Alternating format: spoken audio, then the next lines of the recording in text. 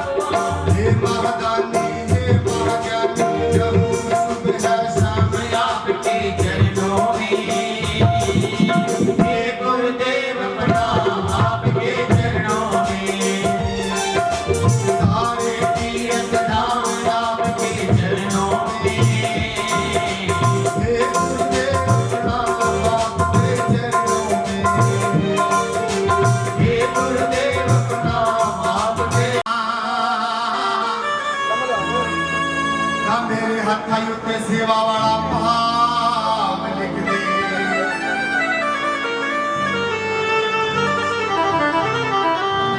ਮੱਥੇ ਉੱਤੇ ਲਿਖਦੇ ਪੂਰਾਂ ਦੇ ਗਵਾਰੇ ਚੁਗਣਾ ਆ ਮੇਰੇ ਨੈਣਾ ਵਿੱਚ ਤੇਰਾ ਦੀਦਾਰ ਲਿਖਦੇ एक ना लिखी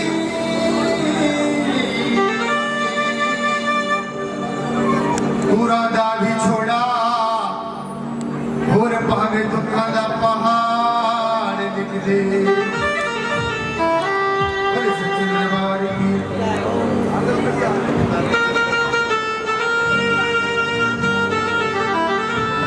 घट भगतां दे वड खुशियां खेड़े अरदास दातिया चरना विच तेरे अरदास दातिया चरना विच तेरे दुख कट सकता दे वड खुशियां खेड़े अरदास मालिका चरना विच तेरे अरदास मालिका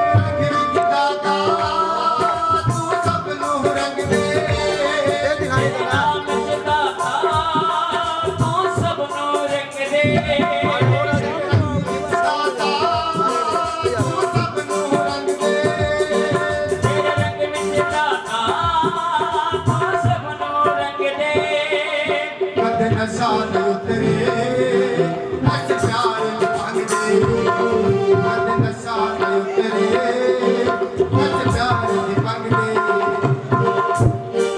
भगताने लाए तेरे दर पे मेरे भगताने लाए तेरे दर पे मेरे अरदास दा तेरा चरना विच तेरे अरदास करदिया चरना विच तेरे दुख कट भगताने खुशियां अरदास दा तेरा चरना विच तेरे अरदास दा तेरा चरना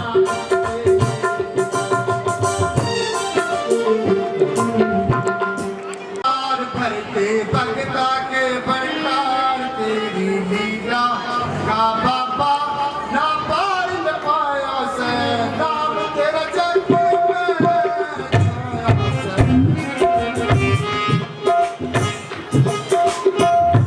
बाबा आया तेरे पार भरते भगता के भंडार तेरी लीला का बाबा ना पार न पाया से नाम तेरा जग में छाया से नाम तेरा जग में छाया से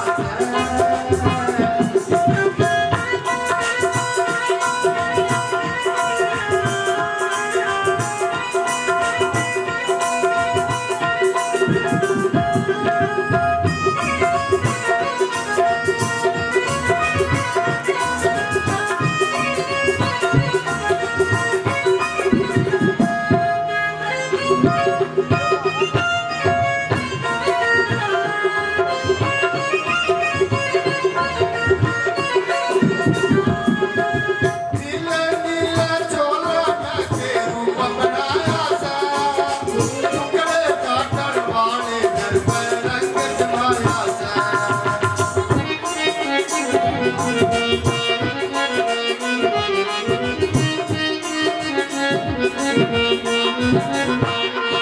नीले नीले चोला के रूप बनाया सा टुकड़े काटन वाले घर पर रंग जमाया सा भगता नगर भगता पार तेरी बोला जयकार करना प्यारा ये प्यारा गुणगान बढ़ाया से नाम तेरा जग में छाया से नाम तेरा जग में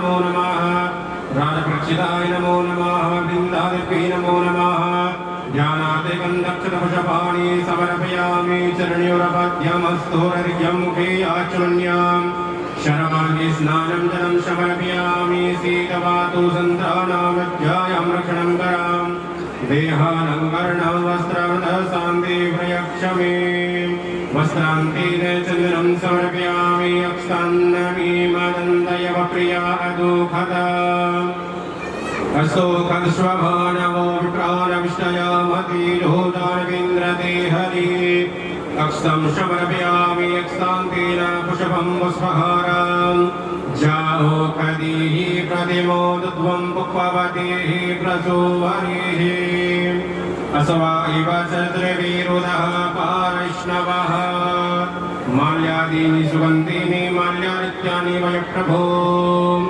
मया ऋतानि पुष्पाणि पूजार्थं ते क्रियतां पुष्पान्तेन निवेद्यं निवेदयामि ओम्नाभ्यासीदन्तरिक्षकुं शेषणोर्द्यौः शमवतता पदभ्यां भूमिर्दिशः श्रोत्रा तथा लोकाम् अकल्पयन्नविद्यान्तेन जलं पञ्चाचमन्यं समर्पयामि प्राणेष्वाव्यानि स्वस्मानि स्वदानि स्वपानानि स्वाहा जलमात्रान्तेन द्रव्यदक्षिणां समर्पयामि हिरण्यगर्भः समवर्तताग्रे भूतस्य जातः पतिरेक आसीत् सदाधार पृथिवीन्द्यामुदे माकस्मै देवाय हविकाविदेमा द्रव्यदक्षिणान्तेन नमस्कार करोमि वंशी विभूषितकरा नवनीरिधावा पीताम्बरादरुणबिम्बफलादरोष्टात् पूर्णेन्दुसुन्दरमुखादरबिन्दुनेत्रात् कृष्णात् परं किमपि तात्त्वहं न जाने ध्यानार्तिपत्रपुष्पं समर्पयामि श्रीव्यासी महाराज पूजनं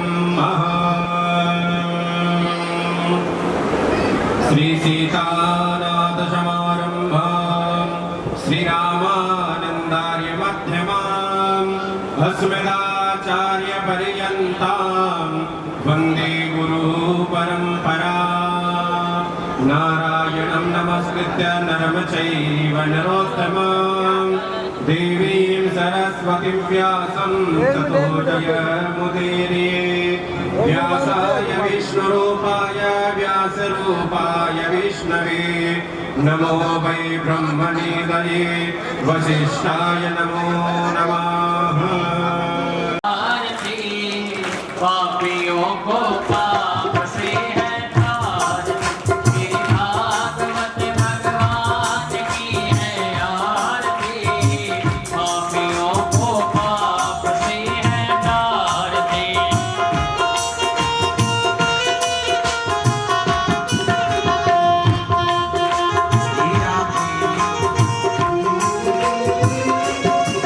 ये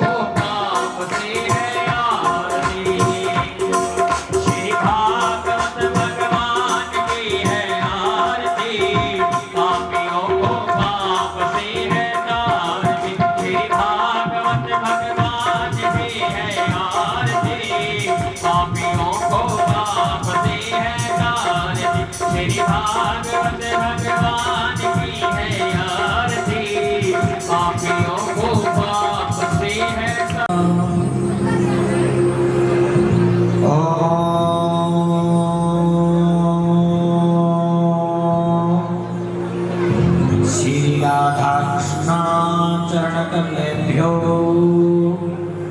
नमः।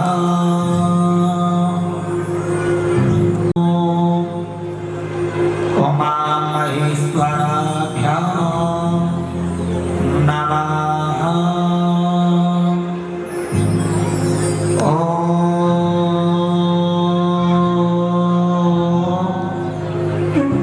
श्रीमात्रे चरणकमलेभ्यो सुतं सो के विनाशकारिकम्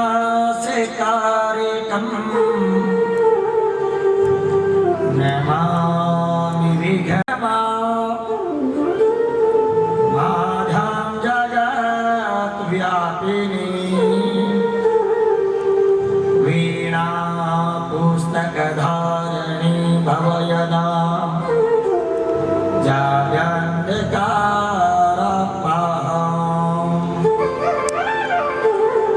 हस्ते स्फाटिकमालिकां विदधति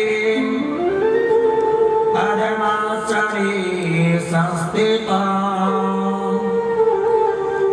वन्दे तं परमेश्वरी भगवती बुद्धिप्रदां शारदा विद्याप्रदां शारदा। गुरुर्ब्रह्मा गुरुर्विष्णु गुरुर्देवो महेश्वर गुरुर्साक्षात् परं ब्रह्म तस्मै श्री गुरवे नमः। ध्यानमूलं गुरुर्मूर्ति पूजामूलं गुरुपदम् मन्त्रमूलं गुरुर्वाक्यं मोक्षमूलं गुरुकृपा। ॐ कृष्णाय वासुदेवाय हरये परमात्मने क्लेशनाशाय गोविन्दाय नमो नमः। वसुदेवं सुतं देवं हंसचाणूरमर्दनम् देवकी परमानन्दम् कृष्णवन्दे जगद्गुरु। मनोजेवं मारुततुल्यवेगं जितेन्द्रियं बुद्धिमता वरिष्ठं वातात्मजं वा नरयोत्यमोक्षं श्रीरामदूतं शरणं प्रपद्ये। श्रीरामदेव चरणो मनसा संभ्रामि श्रीरामदेव चरणो वचसा गृणामि श्रीरामदेव चरणो शिरसा नमामि श्रीरामदेव चरणो शरणं प्रपद्ये। कंठे यस्य विराजते गरलं गंगाजलं मस्तके वामांगे गिरिराजराजतनया जाया भवानी सती।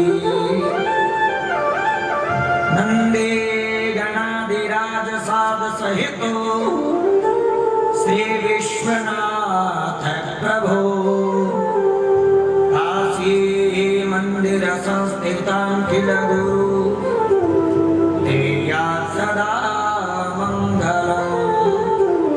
सत्यं शिवं सुन्दरम् सत्यं शिवं सुन्दरम् सत्यं शिवं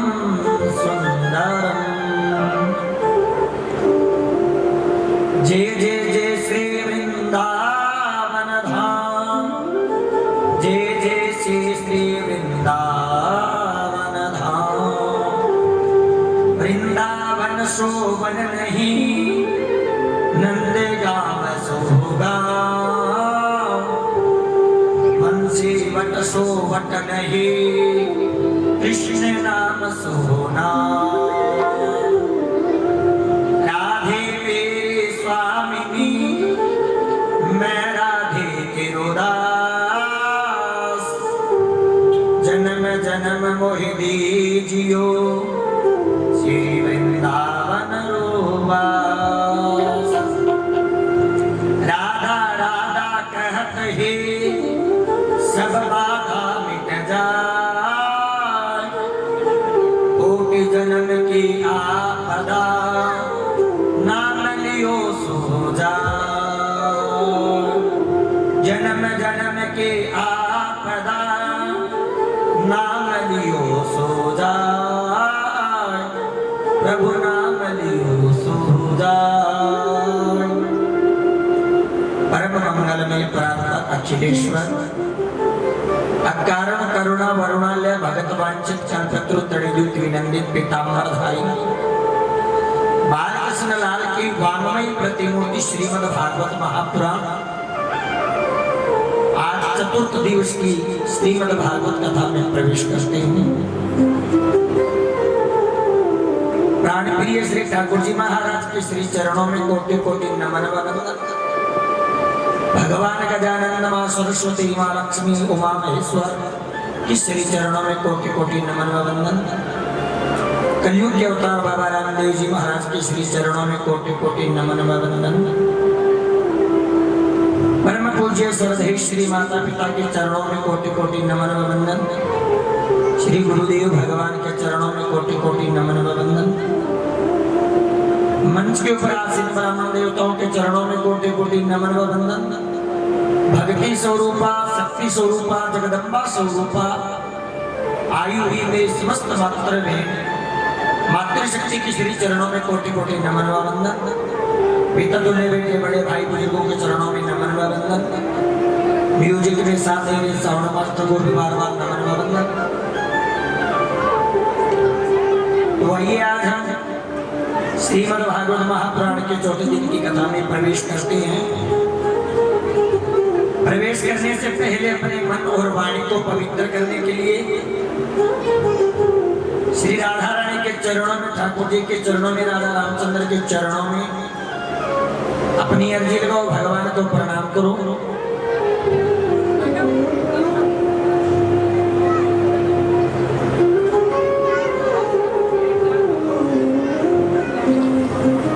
गणपति गणेश को, उमापति महेश को, गणपति गणेश को, उमापति महेश को, गणपति गणेश को, उमापति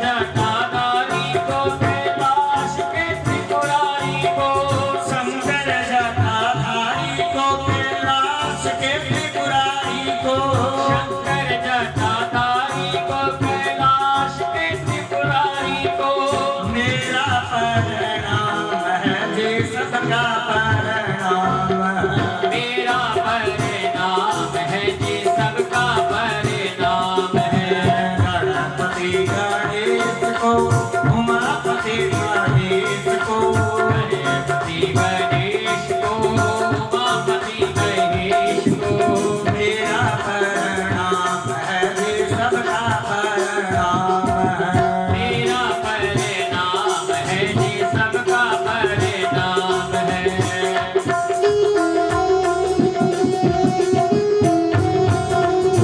जय श्री राधे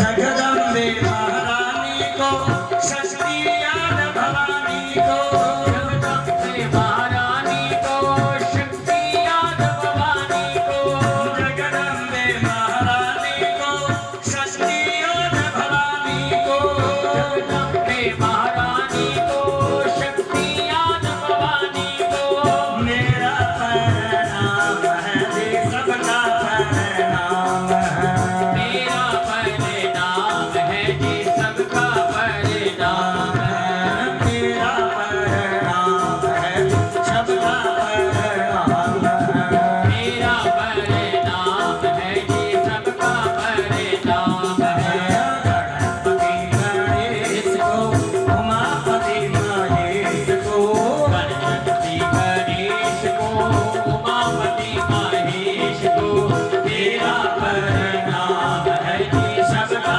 परिणाम है मेरा परिणाम है जी सबका परिणाम है मेरा परिणाम है जी सबका परिणाम है मेरा परिणाम है जी सबका परिणाम है बोली राजा रामचंद्र मारबर का बोला तो बड़ा लगे था तो क्यों लगे तो बोली राजा रानी सरकार की श्री वृंदावन धाम की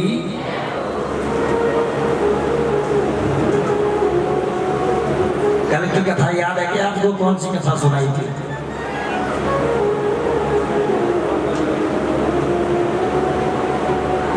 याद है कल की कथा वाह जी।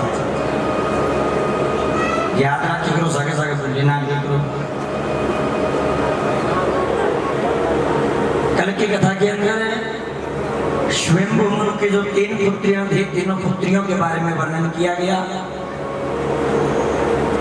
2 पुत्र थे प्रियव्रत और उत्तानपाद के जो ध्रुव हुए उनकी कथा आपको बताई गई उसके बाद दानियों में जो राजा थे मोरध्वज उनकी कथा अब स्वयंभू मनु के दूसरे पुत्र था प्रियव्रत आज की कथा के अंदर प्रियव्रत की कथा के अंदर हम प्रवेश करते हैं तो बोलिए वृंदावन धाम की सजनों प्रियव्रत का मतलब समझो क्या है अर्थ प्रियव्रत का मतलब होता है प्रतिज्ञा व्रत उपवास आप करते हैं ना व्रत करते हैं एकादशी का द्वादशी का त्रयोदशी का व्रत करते हैं प्रतिज्ञा करते हैं व्रत भूखा रहने को व्रत नहीं कहते वे पूरे दिन भूखा रहे व्रत हो गया या फल खा लिए दूध पी लिया कभी कुछ उनको ग्रहण करते रहे तो व्रत हो लिया व्रत का मतलब होता है कि एक दिन आप उस चीज का त्याग करके देखो जिससे हमें शांति मिलती है और चलो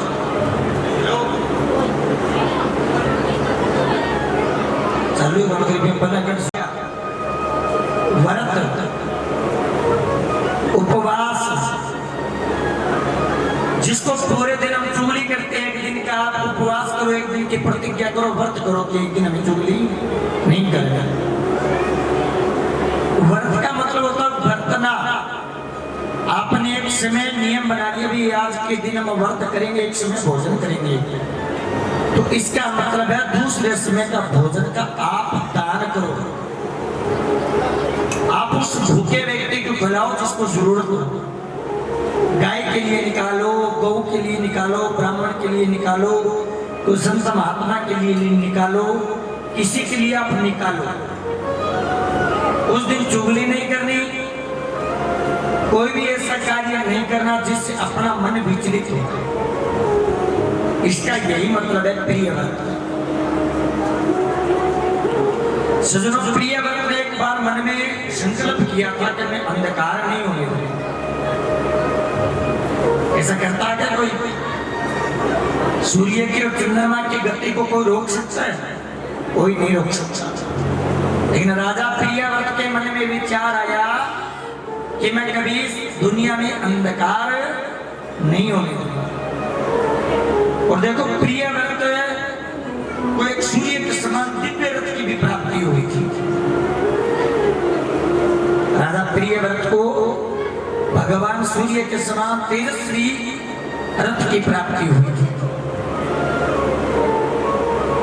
और प्रियव्रत के पुत्र हुए थे आगिनेन्द्र। आगिनेन्द्र के नाभि के हुए ऋषभदेव जी महाराज। सज्जनों, ऋषभदेव जी महाराज के 100 पुत्र हुए। कितने पुत्र हुए? ऋषभदेव जी महाराज, जो जैन धर्मी लोग होते हैं ना, वो मानते ऋषभदेव जी को। ऋषभदेव जी कोई और नहीं है, ये भगवान विष्णु के 8वें अवतार है ऋषभदेव जी। जिस प्रकार आपने सनातन धर्म के अंदर 24 अवतार होते हैं, इसी प्रकार इन जैन मुनियों के अंदर 24 संस्कार होते हैं, 24 तीर्थकर होते हैं। अपने देवताओं के 24 अवतार होते हैं, जैन मुनियों के अंदर 24 तीर्थकर होते हैं। ऋषभदेव जी महाराज के 100 पुत्र थे, जिनमें बड़े बड़े का नाम था भरत। क्या नाम था? भरत। ऋषभदेव जी महाराज ने एक दिन क्या हुआ कि अपने 100 पुत्रों को अपने पास बुलाया और बुलाकर कहने लगे कि बेटा, हमें जीवन किस लिए मिला है? यही प्रश्न आपसे कि जीवन किस लिए मिला है? तो किसी ने कहा कि पिताजी, सुबह उठो, संध्या वंदन करो, भोजन करो, भगवान का नाम लो, दिन में काम करो, रात्रि में भगवान का ध्यान करो और वापिस सो जाओ। क्या जीवन इसलिए मिला हमें? भी काम करो, खाओ पियो, सो जाओ। गृहस्थ जीवन के कुछ नियम होते हैं, उसको पालना पड़ता है। गृहस्थ आश्रम संन्यास आश्रम से बड़ा बताया गया। एक तो गृहस्थी होते हैं, एक सन्यासी होते हैं। लेकिन वो व्यक्ति महान होते हैं जो गृहस्थ जीवन की पालना भी करते हैं और भगवान की भक्ति भी करते हैं। ऐसा गृहस्थ जीवन है ऋषभदेव जी महाराज का। और सज्जनों, संसारिक ज्ञान उनको दिया, उनको ये अनुभव करवाया कि जीवन में परमात्मा को पाना चाहिए, जीवन में परमात्मा की भक्ति करनी चाहिए, और जीवन में परमात्मा को पाना है तो गुरु का ध्यान करना चाहिए। ये ऋषभदेव जी महाराज ने अपने 100 पुत्रों को ज्ञान दिया। और सज्जनों, जैसे ऋषभदेव जी महाराज ने अपने 100 पुत्रों को ज्ञान दिया, उसके अंदर 89 तो विरक्त हो गए थे बिल्कुल। गृहस्थ जीवन से त्याग ले लिया था उस शिष्य ने। और ऋषभदेव जी स्वयं गृहस्थी जीवन में रहते हुए भी संन्यास को धारण कर लिया था। जैसे ही सन्यासी बने, महात्मा बने, तो लोग आकर पूछने लगे कि महाराज जी, हमारी बेटी की नौकरी नहीं लग रही, बेटे का विवाह नहीं हो रहा, काम नहीं चल रहा, ये नहीं हो रहा, वो नहीं हो रहा। विष्णुदेव जी महाराज ने मन में विचार किया कि जिस परमात्मा को पाने के लिए मैंने जीवन में विरक्ति को अपनाया, तो संसार के लोग तो मेरे पीछे लग गए। अब कोई महात्मा जी आ जाए या कोई पूछा करनी आ जाए तो बिगना पर कितना प्रसन्न लेके जवान में कहते हैं ना सजनों, संतों का क्षण और अन्न का कण कभी व्यर्थ नहीं जाना चाहिए। ऋषिदेव जी महाराज मन में विचार करने लगे भी ऐसे संसार में रहेंगे और संसार वालों को उपाय बताते रहेंगे, समाधान बताते रहेंगे, तो जीवन में कल्याण कैसे होगा।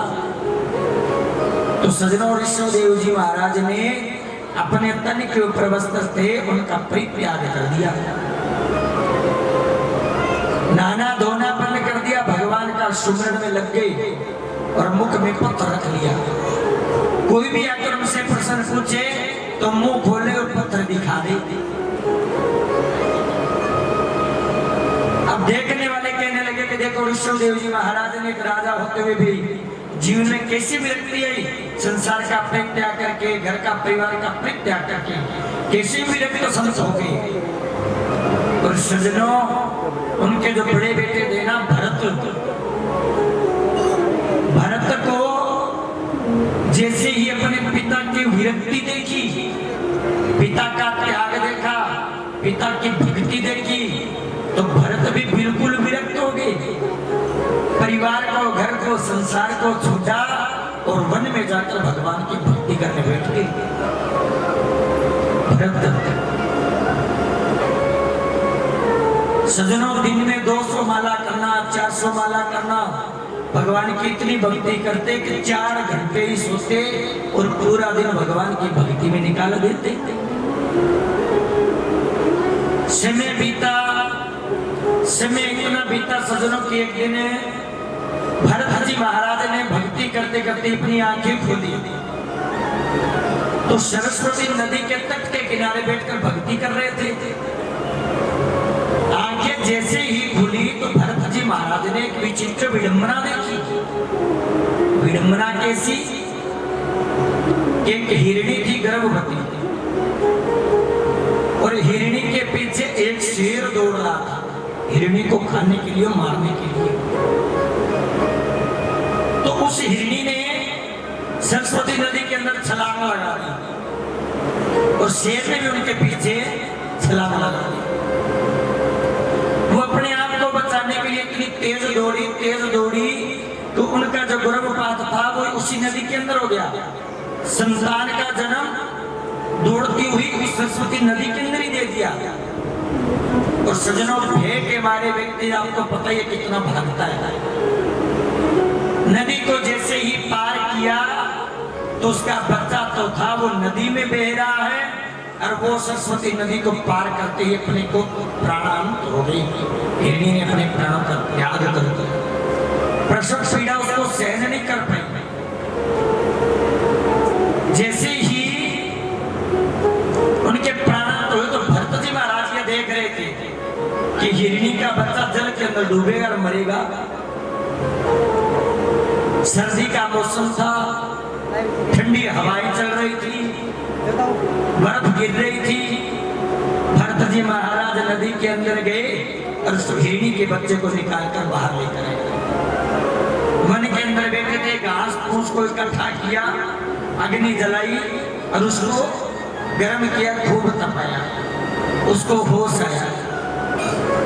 और सजनों, कहते हैं ना, संसार में रहो लेकिन प्रेम करो तो भगवान से करो। प्रेम जब जीव से हो जाएगा तो कल्याण नहीं होगा और प्रेम भगवान से होगा तो आपका कल्याण होगा।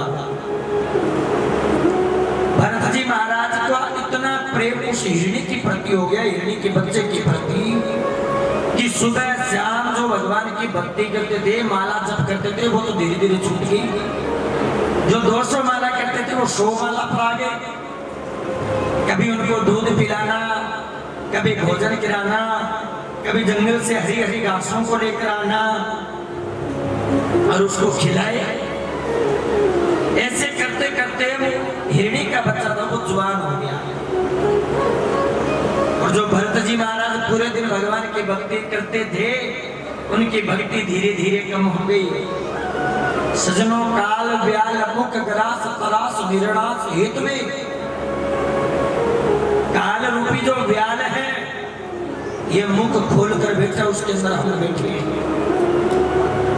काल का मतलब होता है समय, व्याल का मतलब होता है सर्प, और ग्रास का मतलब है काल रूपी सर्प के मुख के अंदर हम ग्रास बनकर बैठे हैं।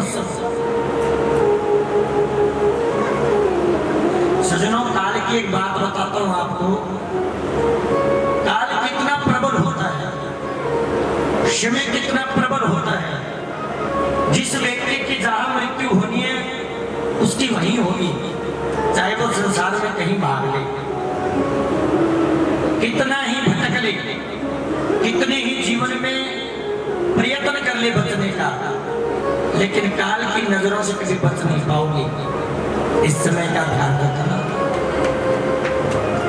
जब आप सत्कर्म करते हो तो आपके मन में विचार होता है कि परमात्मा हमें देख रहा है, तो आपको ये भी ध्यान रखना चाहिए कि आप गलत कर रहे हो, तब भी परमात्मा आपको देख रहा है।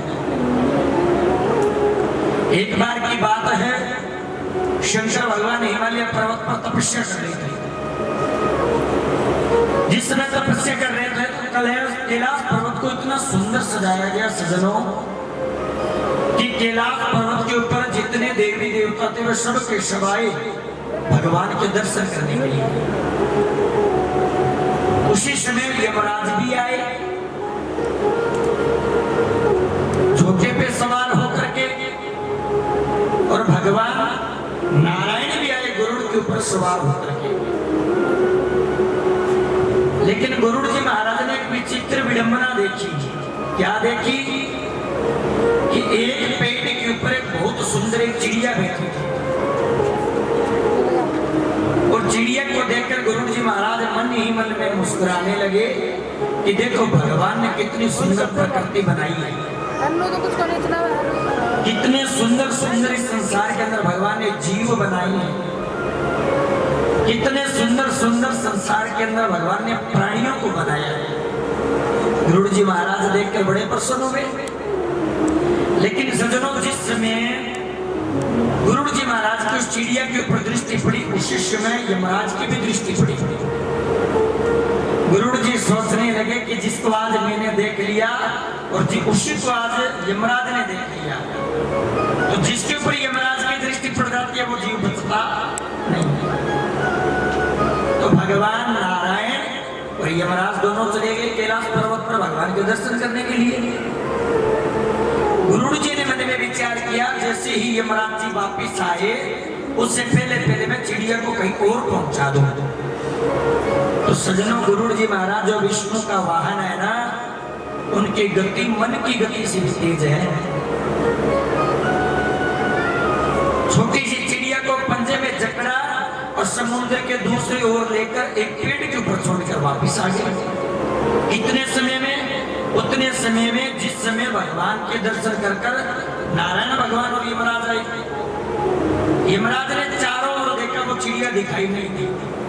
यमराज बड़े दुखी हुए, गरुड़ जी महाराज बड़े खुश हुए कि मैंने आप चिड़िया को बचा ली यमराज की दृष्टि से। तो यमराज जी को गरुड़ जी कहने लगे कि महाराज, जिसको आप देखना चाहते हो ना, वो आपको दिखाई नहीं देगी। यमराज बोला कि गरुड़ जी महाराज, मैं उसको इसलिए देख रहा था कि भगवान ने कितने सुंदर सुंदर जीवों का निर्माण किया है, और आज भाग्य में उसके ये लिखा है कि उसका जो अंत समय समुद्र की दूसरी ओर एक पीपल के पेड़ के ऊपर तक्षक नाग खाएगा। तो मैं तो ये सोचकर हैरान हूं कि मैं तो आ गया भगवान शिव के दर्शन करने, तो उसको वहां पर पहुंचाएगा कौन? तो गरुड़ जी महाराज के मन में बड़ा अफसोस हुआ कि महाराज पहुंचाओ तो कौन, बड़ा तो मैं पहुंचा दियो पहले। जब कहे काल व्याल मुख ग्रास त्रास निरनास हेतवे, काल के मुख से सजनों आज तक कोई नहीं बच पाया। जन्म मरण यश लाभ हानि ये विधि की आत्मा है। भरत जी महाराज का इतना प्रेम उमड़ने लगा, उस हिरणी की बच्चे के प्रति इतना प्रेम जागृत हो गया, इतना मन करना लगा उनके साथ, इतना मन मिल गया। जब सज्जनों कहते हैं ना अंत समय आता तो परमात्मा को याद करो, यम के दूत आपको नहीं दिखेंगे, लेकिन अंत समय में याद किया हुआ बेटा बेटी परिवार संसार भोजन आगाड़ी मकान। तो भरत जी महाराज के मन में क्या विचार चल रहा था उस समय? जो भगवान की भक्ति करते थे उनके मन में ये विचार आया कि भगवान मैं मर जाऊंगा तो हिरण्य के बच्चे को पालेगा कौन, भोजन कराएगा कौन, देख रेख करेगा कौन? मैं चला गया तो इसके अंदर वन के अंदर जो हिंसक पशु पक्षी रहते हैं उसको मार देंगे, इसको खा लेंगे। तो सजनों हिरण्य के बच्चे का मन में ध्यान करते करते भरत जी महाराज ने प्राण त्याग दिए। अगले जन्म में सजनों पता है क्या बने? वही भरत जी महाराज हिरण बने। वन के अंदर भ्रमण करते हैं, इधर उधर घूमते हैं, चारों तरफ देखते हैं, अपने प्रारब्ध याद है उनको कि मैंने पूर्व जन्म में परमात्मा ने कितना सुंदर रूप दिया,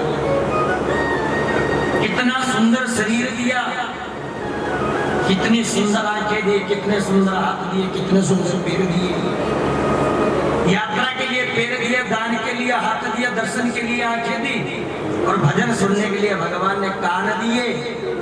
और फिर भी मैं संसार के चक्कर में पड़कर आज देखो हिरण बनकर इस वन में भ्रमण कर रहा हूँ, प्रारब्ध को भूल गए।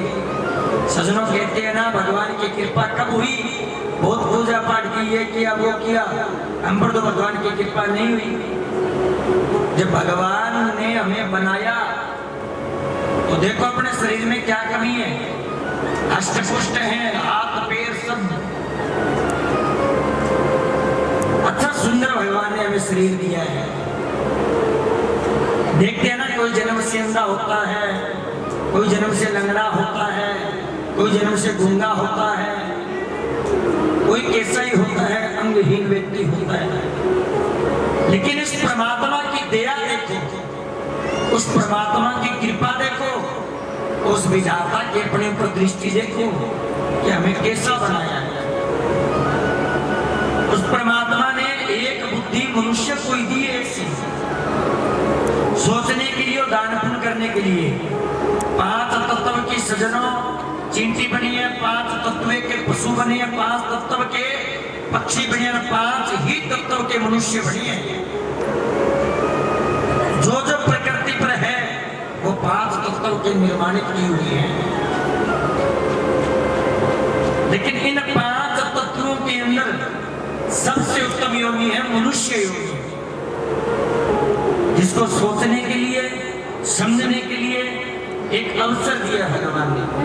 ये बार बार नहीं मिलेगा। ये जीवन है ना एक हीरे के समान है। 2 भाई थे, डेली घूमने जाते थे समुद्र के किनारे।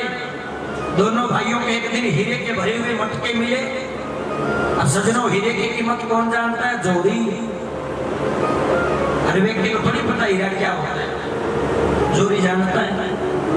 तो दोनों भाइयों को हीरे के भरे हुए मटके मिले तो दोनों भाइयों ने क्या विचार किया? आपस में बात की कि देखो कोई पागल व्यक्ति होगा जो कांच के टुकड़े भर के समुद्र के किनारे छोड़ दिया।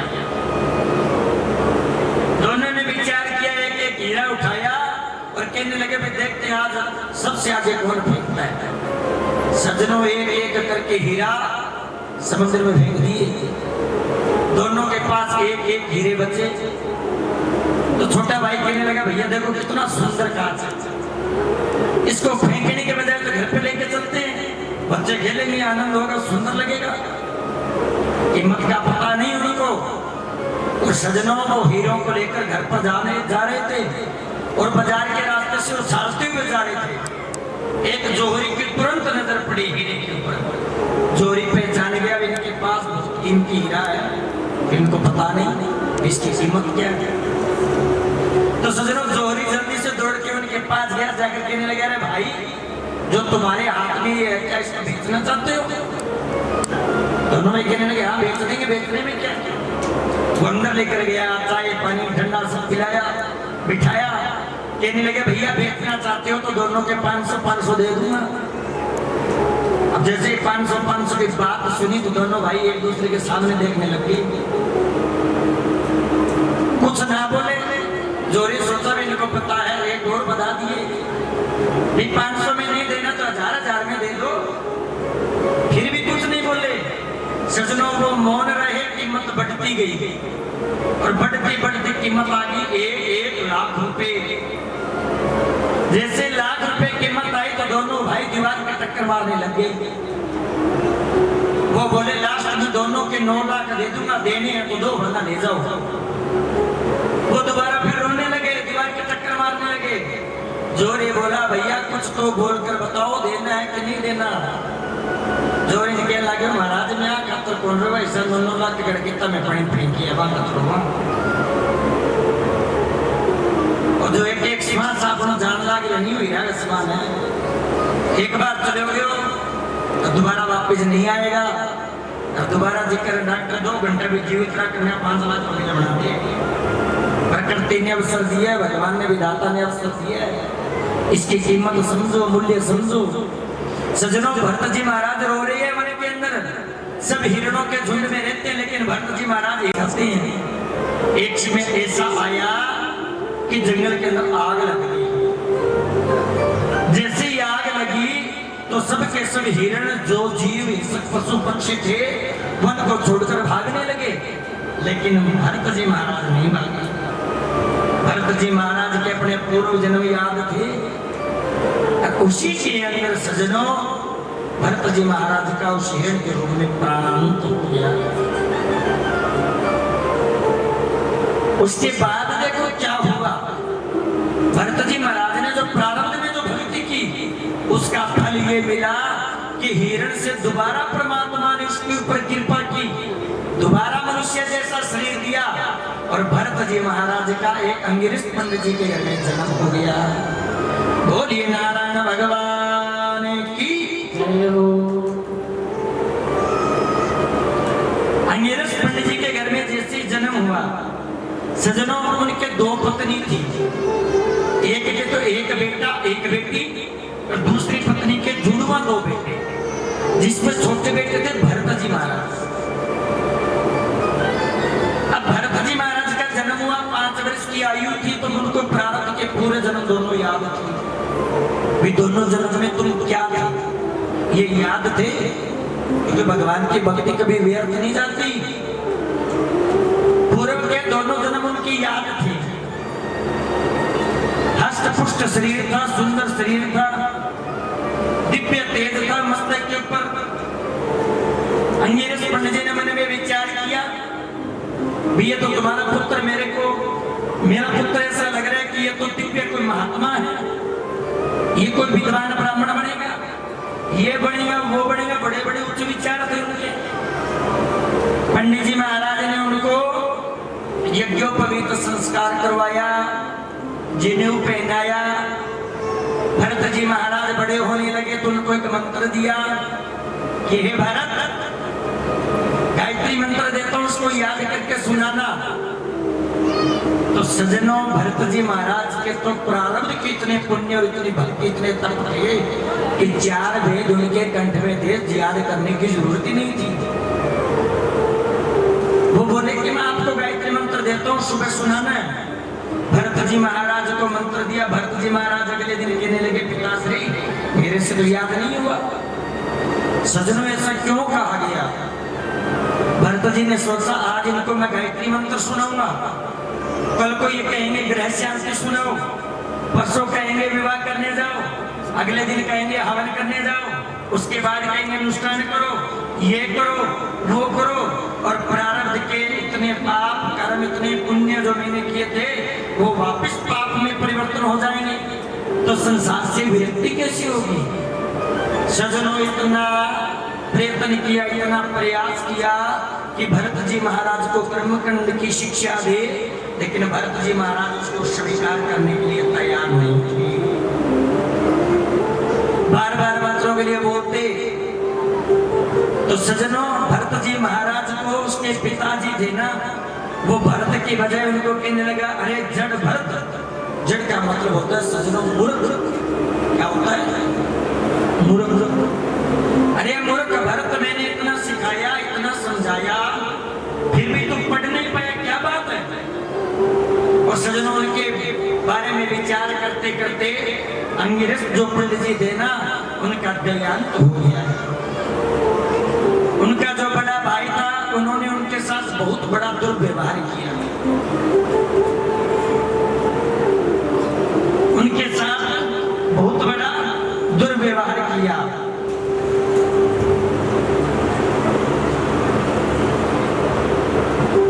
दुर्व्यवहार ऐसा किया सज्जनों कि भरत जी महाराज को खाने पीने के लिए रूखे सूखे टुकड़े देते थे घर में, रोते।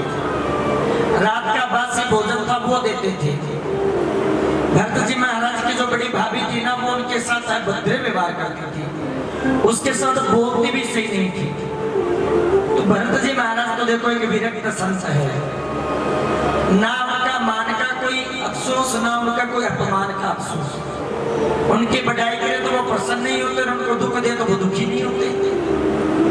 भरत जी महाराज बिल्कुल विरक्त संत। अब सजनों कहते हैं ना, तुलसी बिरवा बाग की सिंचत ही मुरझाए, और राम भरोसे जो रहे तो पर्वत पर ही हरि आए। अब भरत जी महाराज को रुका सूखा टुकड़ मिला तो भी मजबूत, अष्टपुष्ट लंबा शरीर, मस्तक पे तेज। प्रारंभ की भक्ति का जो फल था वो भरत जी महाराज के पास था, लेकिन उनके भाई बिल्कुल कमजोर, खाए पिए तो भी मतलब वैसे के वैसे।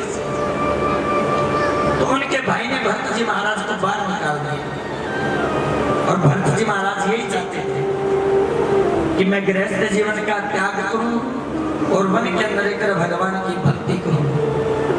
सज्जनों, भरत जी महाराज वन में चले गए तो एक बार भीलों ने पकड़ लिया। इसलिए वे हष्ट-पुष्ट शरीर है, चौड़ा वक्ष स्थल है, कंधे पर यज्ञ पवित्र धारण की हुई, मस्तक पे शिका है, चोटी है। भीलों ने पकड़ कर ले गए कहां पर? काली माता के मंदिर में, कि चलो आज भरत जी महाराज की बलि लगाते हैं। इतना हष्ट-पुष्ट शरीर मिलेगा कहां पर? भरत जी महाराज को सजनों लेकर गए ना, तो काली माता प्रकट हो गई। काली माता ने आकर भरत जी को बचाया। ये भरत जी तो एक प्रारंभ की भगवान की भक्ति करे हुए बहुत बड़े संत है, इसकी मैं बलि स्वीकार नहीं करूंगी। तो सजनों, काली माता ने बचाया, इसकी कोई प्रसन्नता नहीं, भील लेकर गए, इसका भरत जी महाराज को कोई दुख नहीं, बिल्कुल विरक्त हो गए और सजनों भगवान की भक्ति में लीन रहने लगे।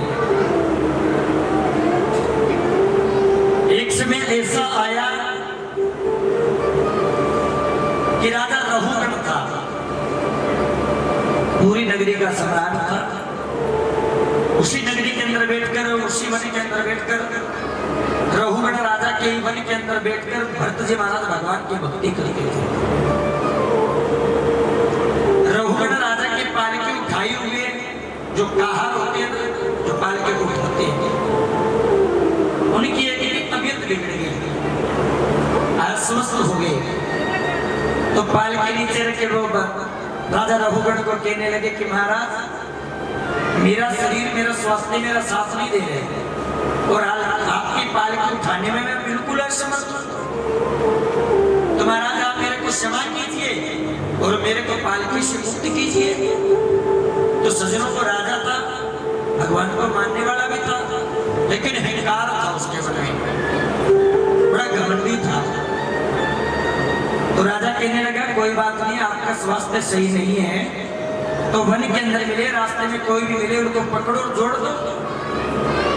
फिर राजा की नगरी में तो रहने वाले सबके सब सेवादार हैं। सज्जनों कहते हैं ना, भरत जी महाराज वन में बैठे हों और वन में जब जाने लगे तो राजा रहुगण के सामने से मिले। कहते हैं ना, चाह गई चिंता नसी मनवा बेप्रवाह, जिसको कुछ ना चाहिए वो सहनस्या। भरत जी महाराज को कुछ नहीं चाहिए, वो सहनस्या की तरह घूम रहे हैं। राजा रहुगण के कहारों ने बुलाया कि भाई तुम इधर आओ, हमारे राजा की पालकी उठाओ, एक कहार का स्वास्थ्य सही नहीं है। भरत था, कुछ बोला नहीं, पालकी को लिया, कंधे पर चलने लगे। सजनों, भरत जी क्या करते हैं? भरत जी 5 कदम आगे देख कर चलते हैं, भी पैरों के नीचे कहीं चींची तो ना आ जाए, कोई जीव ना आ जाए। तो भरत जी महाराज के पैरों के नीचे कुछ भी चीज आती है तो उछल उछल कर चलते थे, मेरा पैर इसके ऊपर ना जाए। अब सजनों, पालकी को गाने वाला जब उछल के चलेगा तो पालकी के अंदर बैठा उसकी क्या दशा होगी? जैसे कोई चींटी आई उछल के फिर चले, जैसा ही कोई कीड़ा दिखाई दे फिर उछल के चले, बार बार उछल उछल कर चल रहे हैं भरत जी महाराज। अब अंदर बैठे राजा रघुगण, जैसे भरत जी उछले तो उनका सिर पालकी से टकराए। राजा रघुगण ने बहुत समझाया, अरे मूर्ख, तेरे को पता नहीं है पालकी कैसे उठाई जाती है, तेरे को पता नहीं पालकी में कैसा चला जाता है, तुम उछल उछल कर क्यों चल रहे हो? भरत कुछ भी ना बोले, बिल्कुल मौन। दोबारा फिर कोई आगे जीव आए, फिर उछल कर चले। अरे मूर्ख, पागल हो गए, मैं क्या बोल रहा हूँ सुनाई नहीं दे रहा? सजनों, रघुगण ने भरत का बहुत अपमान किया। वो मूर्ख कहता है, कभी उसको पागल कहता है, कभी बड़े शरीर वाला कहता है, कभी कुछ कहता है, कभी कुछ कहता है। तो भरत जी महाराज की जो सहन शक्ति थी वो धीरे धीरे नष्ट होने लगी। पालकी को रोका और राजा रघुगण को कहने लगा, अरे राजा, अरे धूर्त राजा, तुम क्या जानते हो? कभी मेरे को मोटा कभी पतला कहते हो, ये तो शरीर का नियम है, कोई पतला होता है, कोई मोटा होता है, कोई छोटा होता है, कोई बड़ा होता है, कोई कैसा होता है, ये तो शरीर का नियम है, शरीर बढ़ता है घटता है, ये मैं थोड़ी बढ़ा रहा हूं। और तुम किसको पागल कह रहे हो? मेरे को कह रहे हो कि खुद को कह रहे हो? ये तो शरीर तेरे को भी परमात्मा ने बनाया, मेरे को भी परमात्मा ने बनाया। अब सजनों, रघुगण को क्या बताते हैं भरत जी महाराज भजन के द्वारा? ना सोना काम में आएगा, ना कर रहे हो? जिस दिन मौत की शहजादी आएगी, ना सोना काम आएगा, ना चांदी आएगी। माया महल के सारे बंधन तोड़ के उड़ जा, संसार को छोड़ो महाराज और भगवान की भक्ति करो, उसी से आपका कल्याण हो सकता है, अन्यथा कोई और मुक्ति का साधन नहीं है। राजा रघुगण को भरत जी महाराज ने बड़ा सुंदर संदेश दिया, बहुत उनको समझाया। कहने लगा, हे राजन, आप मेरे को बोल रहे हो और तो भी आप अपने आप को बोल रहे हो, क्योंकि कहते हैं ना, 100 मटके जल के भर के आप नीचे छोड़ दो, सूर्य का प्रकाश सब में समान रूप में पड़ेगा, सब के अंदर सूर्य का प्रतिबिंब सबको समान रूप में दिखाई देगा। उसी प्रकार हे राजा रघुगण, आपके अंदर भी परमात्मा है, मेरे अंदर भी परमात्मा है, जीव के अंदर, हर प्रकृति के अंदर परमात्मा का ही अंश है। आप मेरा अपमान कर रहे हो तो मतलब आप अपने आप का अपमान कर रहे हो, आप भगवान का अपमान कर रहे हो। सजनों, जैसे ये बात राजा रघुगण को भरत जी महाराज ने समझाई तो भरत जी महाराज पालकी से उतरकर बाहर आए और भरत जी महाराज को प्रणाम किया। प्रणाम करके कहने लगे कि हे महाराज, आप कोई वन के अंदर घूमने वाले साधारण व्यक्ति नहीं हो सकते, क्या कपिल मुनि हो मेरे का? आप मेरा जो अंधकार आप दूर करने के लिए आए हो, या मैत्रेय मुनि हो? ये प्रभु आप कौन हो? वशिष्ठ जी हो, पाराशर जी हो, विश्वामित्र जी हो, कौन हो? राजा रघुगण भरत के चरणों में प्रणाम करने लगा और भरत कहने लगा कि हे राजन, मैं ना कपिल हूँ ना और हूँ, मैं तो ब्राह्मण हूँ और भगवान के हम सब अंश हैं। राजा रघुगण को सजनों इतना सुंदर शिक्षा दी, इतना सुंदर संदेश दिया, राजा रघुगण का मन है वो बिल्कुल विरक्त हो गया। महल में गया, अपने राजपाट का त्याग किया, सारा राजकार्य अपने पत्नी और पुत्र को संभलाया और वन में आकर भगवान की भक्ति करने लगी। राजा रघुवर ने 28 प्रकार के नरक होते हैं। कितने प्रकार के? 28 प्रकार के नरक होते हैं। 28 प्रकार के नरकों का वर्णन राजा रघुवर को श्री भरत जी महाराज ने सुनाया। तो भरत जी महाराज का मन बिल्कुल विरक्त हो गया सजनों, और आकर भगवान की भक्ति करने लगी। अब कहते हैं ना, कलयुग केवल नाम आधारा, सुमिर सुमिर नर उतरे पारा। राजा परीक्षित ने कलयुग को क्यों छोड़ा? एक विशेषता थी कलयुग के अंदर। सतयुग के अंदर, द्वापर के अंदर, त्रेता के अंदर हजारों वर्ष तपस्या करते ना, तब जाकर कोई फल मिलता था। और कलयुग की सजनों क्या विशेषता थी? जो कलयुग में भगवान का नाम भी उच्चारण कर ले तो भी कल्याण हो जाता है। कलयुग केवल नाम आधारा, सुमिर सुमिर नर उतरे पारा। कलयुग की सबसे बड़ी विशेषता यही है कि कलयुग के अंदर नाम में लेंगे ना भगवान का, तो भी भवसागर से पार हो जाते हैं। नाम की महिमा किसको बताई? एक ब्राह्मण थे अजामिल नाम के। सुने क्या अजामिल नाम के ब्राह्मण के बारे में? किसने सुना अजामिल के बारे में?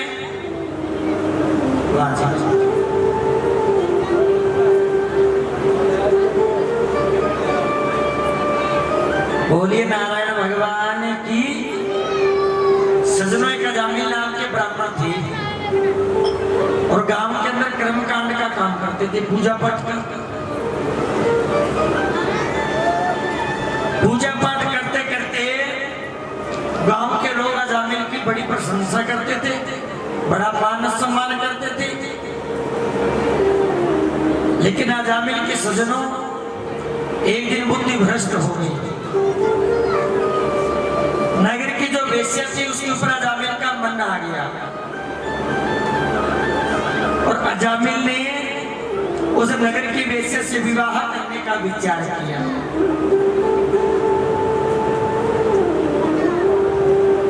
अजामिल ने वेश्या से विवाह करने का विचार किया, वेश्या से प्रस्ताव रखा। कहने लगा कि देवी तुम बहुत सुंदर और मेरे मन को बहुत अच्छी लगती हो और मैं तेरे से विवाह करना चाहता हूँ। अजामिल ने जैसे ही उसको ये बात बोली तो वो कहने लगी, हे अजामिल तुम मेरे से विवाह करना चाहते हो, लेकिन तुम तो पहले से शादीशुदा हो। तुम मेरे से विवाह करोगे तो मैं तुम्हारी पत्नी के साथ नहीं रहूंगी। तो सजनों, अजामिल ने अपनी पत्नी का परित्याग कर दिया। नगर की वेश्या के लिए अपनी पत्नी का परित्याग कर दिया और उस वेश्या के साथ विवाह करके उनके घर को ले गए। जैसे ही घर पर लेकर गए तो अजामिल तो गांव में पूजा पाठ का काम करते थे। अब कहते हैं ना, विनाश काले विपरीत बुद्धि। जब विनाश काल समीप आता है तो बुद्धि विपरीत हो जाती है। सबसे प्रथम अपनी शत्रु बुद्धि है, वो अपना साथ छोड़ देती है ना, तो हमको किसी काम के नहीं रहते। बुद्धि के अंदर इतनी विकृति आ गई कि वेश्या को घर पे लिया, पत्नी का परित्याग कर दिया। और वो वेश्या कहने लगी, अजामिल जितना तुम्हारे पास धन है ना, इससे संतुष्टि नहीं है, धन और लेकर आओ।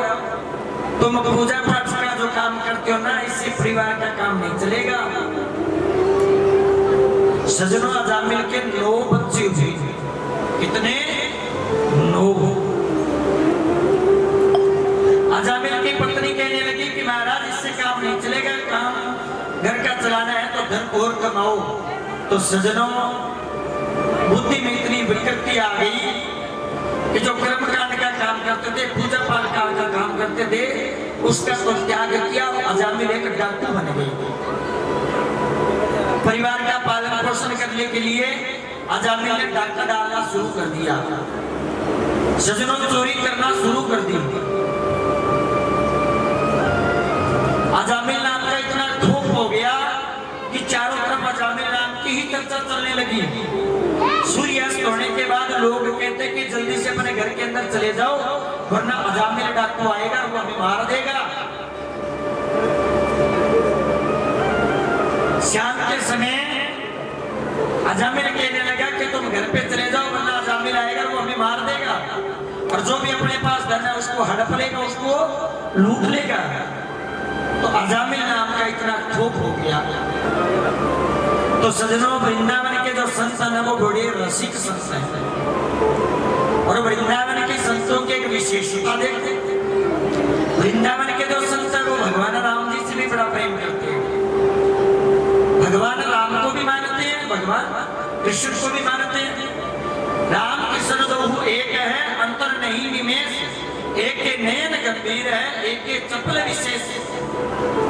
तो वृंदावन के संतों के मन में विचार आया कि अयोध्या में चलते हैं, श्री राम जी के दर्शन करते हैं, अयोध्या भूमि में चलते हैं, राम जी का प्रादुर्भाव देखेंगे, अयोध्या में चलते हैं, राम जी के चरण रज को मस्तक पर धारण करेंगे। ये वृंदावन के संतों के मन में विचार आया। तो उधर से संतों की मंडली जा रही है, कहां पे? अयोध्या में।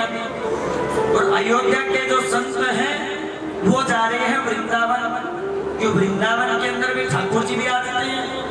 अयोध्या के संतों के मन में विचार आया कि हम वृंदावन के पावन भूमि के दर्शन करेंगे। तो दोनों संत आ रहे हैं, एक तरफ से वृंदावन से, एक तरफ अयोध्या से, और भगवान शिव का कीर्तन करते आ रहे हैं। ओम नमः शिवाय, ओम नमः शिवाय, भोले नमः शिवाय, ओम शिवाय, ओम नमः शिवाय, हरे हरे बोले नमः शिवाय, नमः शिवाय, ओम नमः शिवाय, हर हर भोले नमः शिवाय, नमः शिवाय, ओम नमः शिवाय, हरे हरे बोले नमः शिवाय। सजनों, वृंदावन के संत और अयोध्या के संतों का मिलन हुआ, आपस में मिले, और जब संत मिलते हैं ना तो भगवान की ही चर्चा करते हैं, संसार की कोई चर्चा नहीं होती संतों के बीच में। वृंदावन के संत बताने लगे ठाकुर जी के बारे में, और अयोध्या के संत बताने लगे श्री राम जी के बारे में। तो उन्हें संतों ने विचार किया कि आज रात को बैठकर कहीं सत्संग करते हैं, आज रात को यात्रा नहीं करेंगे, आज रात को बैठेंगे और भगवान की सत्संग करेंगे। जैसे ही सजनों संत बैठे एक नगर में गए। कौन से नगर में गए? जहां पर अजामिल डाकू रहता है। अजामिल डाकू के गांव में गए, और रास्ते में एक भाई मिला तो उससे कहने लगा कि भैया, क्या इस गांव के अंदर कोई भगवान के भगत का घर है, या कोई ऐसा कोई व्यक्ति है जो भगवान की भक्ति करता हो? ऐसे किसी भगत का घर है तो हमें बताओ, हम उनसे मिलना चाहते हैं, उनके घर पर बैठकर रात को सत्संग करना चाहते हैं। तो वो व्यक्ति बड़ा दुखी था, बड़ा क्रोधी था, संतों को देखकर और क्रोध आ गया। संतों को कहने लगा, हाँ हाँ महाराज, यहाँ एक बहुत बड़े संत का घर है, जाति का ब्राह्मण है और भगवान की बड़ी पूजा करता है, वो और कोई नहीं, अजामिल नाम का ब्राह्मण है। आप उनके घर पे जाओ, और उनके घर पे जाओगे ना तो आपकी खूब सत्संग होगी, खूब सेवा होगी। अजामिल था डाकू, अजामिल था चोर, अजामिल को कोई भी मिलता तो उसको मारता, और उसके पास धन था उनको हड़प लेता। तो उस व्यक्ति ने संतों को कहां पर भेज दिया? अजामिल डाकू के घर पर। सजनों, रात का समय था, अजामिल तो गया हुआ था बाहर डाका डालने के लिए, चोरी करने के लिए, और वो संत चले गए अजामिल के घर पे। अजामिल के घर का जाते गेट खटखटाया, अजामिल की पत्नी आई, दरवाजा खोला, और संतों को देखकर आंखों में आंसू आ गए। संतों को देखा तो मन उनका भर गया, आंसू लेकर कहने लगे कि हे परमात्मा, हे विधाता, आज आपकी खूब कृपा हुई कि मेरे को संतों के दर्शन हुए, क्योंकि मैंने अपने जीवन में पूरे जीवन निकाल दिया वेश्यावृत्ति में, और मेरे जीवन में कभी भी संतों के दर्शन नहीं हुए। और आज भगवान की कोई ऐसी कृपा हुई कि मेरे घर पर चलकर स्वयं भगवान नारायण के स्वरूप संत आए हैं। संत कहने लगे कि बेटी, क्या अजामिल भगत का घर यही है? तो वो कहने लगे, महाराज आपको किसने कहा कि अजामिल भगत का घर है? यहाँ कोई भगत नहीं रहता, ये तो अजामिल डाकू का घर है। वो तो चोरी करता है, वो तो लूटपाट करता है, वो तो मार देता है कोई व्यक्ति उसको दिखाई देता है, आप भगत बोल रहे हो? कि बेटी, हमें तो गांव से पता चला था कि अजामिल भगत का घर है। तो सज्जनों को बेटे कहने लगे कि हे महात्माओं, वो अभी चोरी करने गया हुआ है, डाका डालने गया हुआ है, आप यहाँ ज्यादा देर मत रुको, यहाँ से आप चल पड़ो, वरना वो आकर आपको मार देगा। संत कहने लगे कि नहीं बेटी, अभी तो यहाँ से हम हिलेंगे भी नहीं। जब अजामिल इतना बड़ा डाकू है, ब्राह्मण है, तो अजामिल का सुधार नहीं कर पाए तो क्या भक्ति की, क्या सत्संग किया? अब तो अजामिल को सुधार कर ही जाएंगे। संत कहने लगे कि बेटी, हमारे लिए तुम भोजन बनाओ। तो बेटी हाथ जोड़कर कहने लगे, हे महात्मा, मैंने अपने जीवन में बहुत पाप कर्म किए, बहुत वेश्यावृत्ति की है, मैं अपने हाथ से भोजन के आपको जल भी नहीं पिलाऊंगी, इस पाप को और नहीं करूंगी, इस धर्म को और नहीं करूंगी। सजनों बेटे हाथ जोड़ के पीछे हो गए, कहने लगे, हे महात्मा, मेरी रसोई से जो भी सूखा राशन आपको चाहिए वो आप लो और बनाओ और खाओ। सजनों अजामिल डाकू के घर पर बाहर बैठकर संतों की मंडली बैठी है पीपल के नीचे, और भगवान का नाम का भोजन बनाया। संत मिलकर सबने भोजन किया और रात को सत्संग शुरू कर दी, कीर्तन शुरू कर दिया। श्रीमन नारायण